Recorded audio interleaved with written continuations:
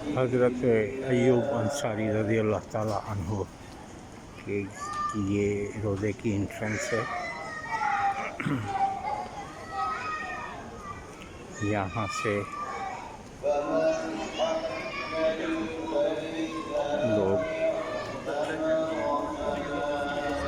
جا رہے ہیں احاطے میں، جو ہم آپ کو دکھائیں گے دوسری ویڈیو میں. بالکل وہاں کھڑے ہونے کی قطعی اجازت نہیں ہے، بس آپ دیکھتے جائیں. دعا بھی باہر آپ کو جا کے کرنے پڑے گی، بس چند ہی لمحوں میں آپ کو.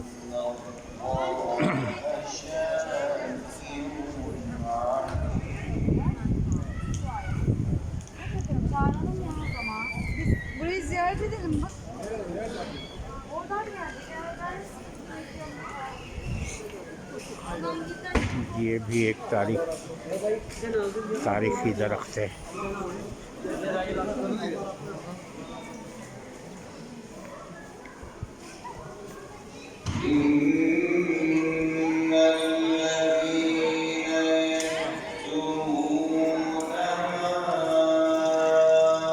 یہ بیرونی منظر ہے روضہ شریف کا.